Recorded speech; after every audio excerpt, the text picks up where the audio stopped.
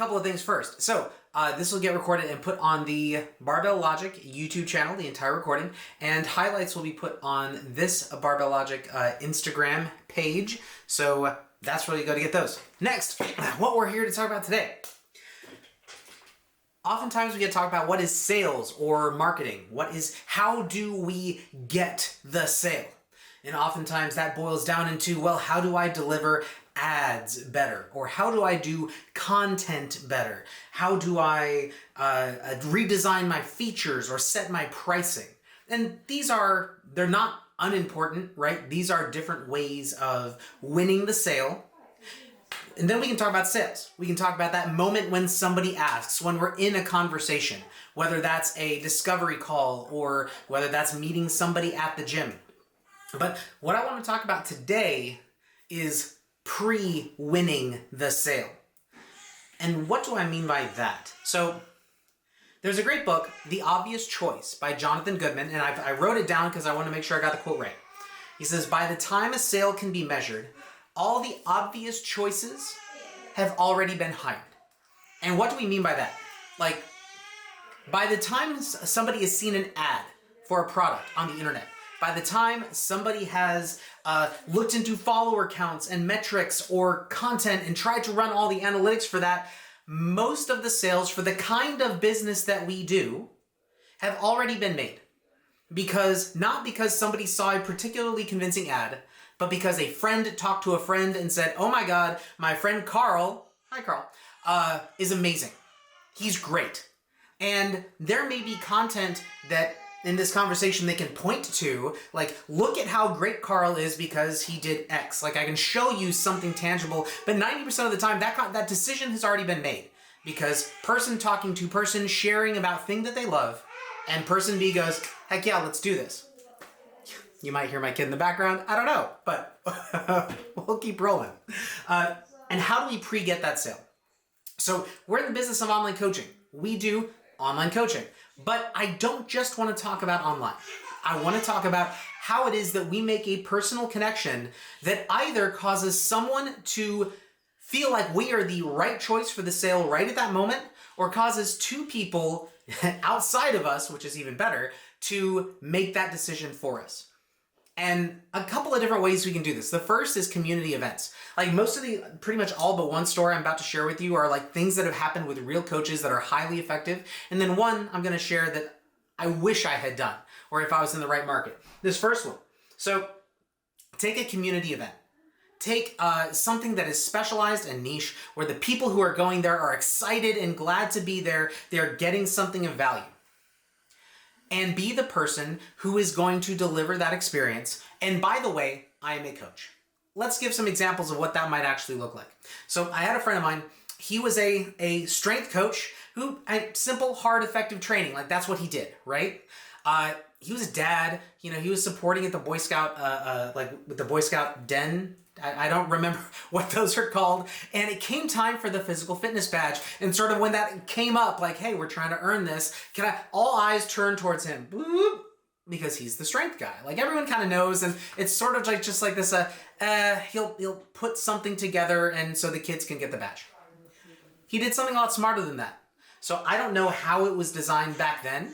I know looking at the Boy Scout setup how I would do it now. There's like a educational part, there's a design a program part, there's a monitoring a program part. What he did was he hosted the initial event, which was like kind of just a conversation with the kids.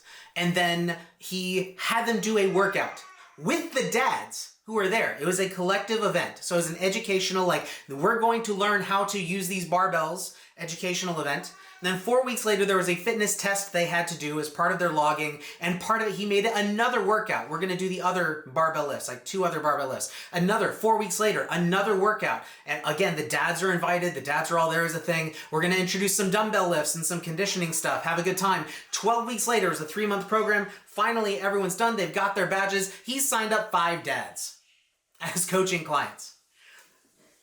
When you amortize the cost of this event, or these events, the time that he's putting in to do what he's doing, because he's doing these for free. But because coaching, the way we do it, either online or hybrid, is really high dollar per hour. When you amortize that cost over how long that client is going to stay with you, whew, let's say this guy, he does 4 events total. The educational event, the 3 fitness tests as an event. Each one, let's assume 2 hours. So 1 hour for the actual event, and then a half an hour both on the front and back end for cleanup, setup, all that jazz. So by the time it's all said and done, he spent 8 hours-ish for something that he already knows to get 5 clients who are each paying $200 a month. So $1,000 already on that first month. When you just look at acquisition costs, boom, fire. He's already made it back, and now he has clients. And clients is such a high dollar per hour revenue source that it's absolutely worth it. Let's take a look at another event. I was at a gym here locally, Ironmongers. And when the gym was, relatively small, at a small gym, they were still running powerlifting meets. If they couldn't get a USPA meet, he would run a local meet. And I haven't talked to the gym owner about this. I really wish I had, back then when he was running these events. But I could see what they were doing. It was fantastic what he did. So before the meet, the night before, he hosted if you're new to powerlifting meets, not even if you're in the gym, you would advertise it on the Federation page. If you're new to powerlifting meets, come to this event. And we'll talk you through everything. And he and a few of the more experienced lifters would show up along with everyone and a lot of just people at the meet. And he'd talk through all the details. You'd get your rack heights. You'd get all of that. Everyone came out knowing what was going on. You'd have the powerlifting meet day. The coaches would be spotting for who here looks confused and would volunteer to help handle them for their first meet. And coming out of that powerlifting meet, I'm not going to say most, but a good number of our new clients, they either saw this is the only powerlifting gym in North County, I didn't even know this was here because it was in a warehouse buried that Google Maps, got you lost trying to get to. Or they were like, wow, this community is amazing. These people are amazing. And I had a great experience at this meet. I want to sign up with them. They didn't go to the IG page. They didn't go to the website. It wasn't an ad. It was a personal connection made right then. They were the only choice.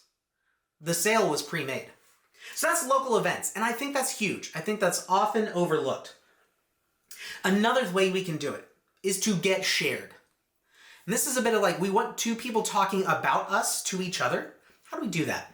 So obviously, we can think content. I make my content more viral. I make it more high production value. For most novice coaches, I would take a very different approach. And that's sharing our clients' successes. Make something that they want to share with people in their life to celebrate how awesome they're doing, not how awesome the gym is doing. Pretty much every good local gym that I know, and most of the good online coaches that I know, share testimonials on Instagram pages. That's great. If you can find some way to do that in a way that stands out just a little bit. For instance, my favorites. Somebody comes in for a one-off visit, a one-off flight. One of my ways of converting new clients, because most of my in-person visits were just single workshops or one-offs, I would take a before video, I would take an after video, and then of their technique as we were going through, and then I would send it to them in an email after they were gone, be like, hey, by the way, it was great seeing all this great progress. Here are the top highlights, things that you can work on, If you want this kind of continued coaching, I know you're not local, but I do work online. Here's how you can sign up. Let's take this to how we can get someone to want to share their success. They go to a workshop. They come in for an in-person, or they're a member of your gym. Whether they're even the kind of person who shares their own material or not, usually, get that before and after of their technique on their first lift. Wow, look at how amazing Rachel did on her first day. Or doing this one workshop, how quickly she picked this up. Not how great I am at teaching it. How quickly she picked this up. You start a pull-up program, and you take video of every time they do a pull-up. So you can compile a really quick montage of fail, fail, fail, bam, first pull-up, first. They do a single, double, and combine that in. So after 3 months, you post, look at John's amazing progress. something that stands out a little bit, something that people might be a little bit more embarrassed to talk about themselves. I remember one of our academy students, Amy, she wasn't even charging. She wasn't a pro coach. She was just coaching people locally. She helped some women get to their first pull-up. If I recall correctly, some of the details may be fuzzy. And one of these clients, again, she's just helping people, posted how amazed they were. And there were over 50 comments to this original post. She was effusive. She was so excited. And 2 people I saw in the comments be like, who is your coach? I would love to do that. Not invited, didn't have to do any work for it, except share her successes so that she can broadcast how awesome she is to her audience. Another thing. So I said I was going to share stories of real things that people have done. I also like to share one that I wish I could do, and you're welcome to steal it. Steal this one. Bah. So I play Magic the Gathering online in particular. I do some card stuff with some friends. And as a Christmas gift, I took 3 friends of mine and made, like little AI pictures of them as fantasy characters and made magic cards. There are online sites that help you do it. And I made a magic card that was like personalized and specific to them. And honestly, not expensive, right? I think it was $2 a card. And $10 for shipping or something like that. Took a couple hours because I'm neurotic about it to get the pictures the way I wanted to and the text the way I wanted to. So all of it said, not all that terribly expensive. Give them the cards. They're elated. This is personalized. This is cool. This is neat to them. This is pretty awesome. And like multiple times I saw one of my friends like pulling his card out to show people this is cool. With these cards, you can put your name, you can change like who is on the bottom. So I could have put, if I were in a gaming niche or in a fantasy niche, or nerds are kind of my audience. Imagine a slightly different situation. Your client gets through a 3-month challenge phase, or they excel at a personal challenge, or they hit a milestone. You spend $5 making one person their customized magic card for them.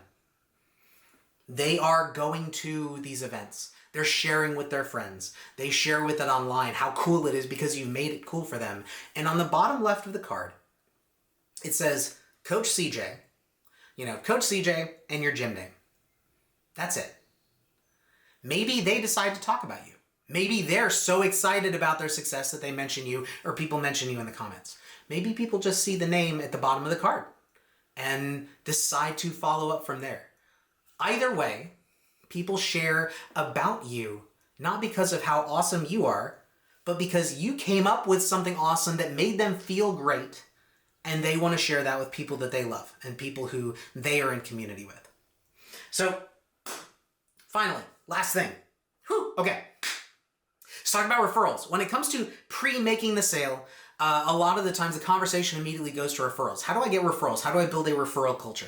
And because we're short on time, all I'm going to say for this one is it is perfectly fine to say, if you bring in a friend, you'll get $20 in such and such. Not terribly effective. If you're part of a big brand, then that can work because you have a lot of people, and there are some people who are just really early adopters who are already talking to their friends, and they're like, oh, cool, I'll get another $20 while I do that. Great. Or I get a free month as I'm already doing this. Fine, cool. But if you're a new coach, if you're a smaller coach, and if you're trying to actually make referrals more common, not really going to work as well, in part because you're not actually asking for a favor. Now you're giving cash. You've essentially made your client an affiliate marketer for you and your brand.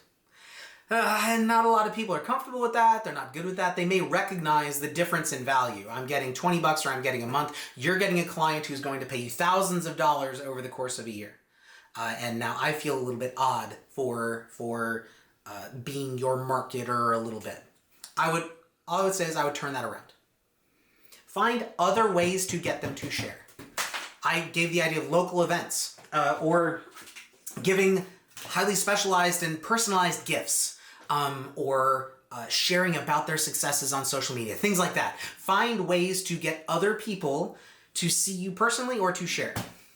And every time you do one of these, every time you get a client, from any of these events, reward somebody. So let's say you do a workshop, right? You do a workshop at this gym and 2 people sign up out of 20 people. And through conversation, you learn that one of those 2 signups was a friend of the gym owner and who talked to them. Reward the gym owner for that referral. It may seem like, but he didn't know he was gonna, I don't know if he may or may not give me another one. Find a way to reward them, whether it's as small as a effusive praise on social media or an actual reward. I would prefer something tangible, something like physical or cool. Same thing with a client. If a client shares something on social media and somebody in their comments is follows up with that because they think you're awesome and they sign up with you, reward that client. Reward them, even if they didn't technically refer them. There's no referral code, there's no affiliate. Be like, wow, thanks for sharing that. I don't know if you know this, but Sally signed up because of that. Your next month is free. Thank you so much. If we're going to talk about building a referral culture and not finding out how to design a referral product, that's how you do it. Somebody made the choice to do it on their own, to share their own excitement, so to do a thing that wasn't even for you, and they're getting rewarded for it. They'll do it again. And if they don't do it again, they will at least feel really good about being part of your community and feel less hesitant to share in the future. So, that being said, like I said, I didn't want to take up too much of your time. How to pre-win the sale is how to get out of the sales channel. How to make yourself the first and only choice. The first is local events that we discussed today, because right there, you are there in that moment. You're the only person they're talking to, and they're having the good feelings with you there. 2, getting shared. Whether that's through highlighting them through social media or giving a gift that they are excited to share, where you don't have to push your name out. You don't have to be like, hey, by the way, that was me. And letting that happen because they're getting to share how awesome they are. And then finally, rewarding the behavior that we want to see. We need to get the behavior in better ways, smarter ways, by making people feel awesome and delivering on results. When we get the referral, reward it, to build a referral culture instead of just designing a referral product. That's it for today. Thank you so much for watching. Like I said, this is going to be saved, the whole recording, on YouTube from start to finish, if you want to catch that. Also, highlights will be placed on this channel. If you want to talk to me, you can message Barbell Logic Academy up here, I think, or me at CJ Gocher on my personal Instagram.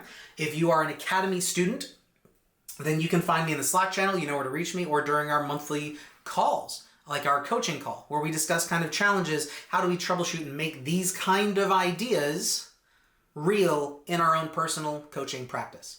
And that's available for all Coaching Academy students, whether you get Coaching 101 or the full package up through our Complete Coach Masterclasses, our Complete Coach courses. That being said, thank you so much, and I will catch you next week.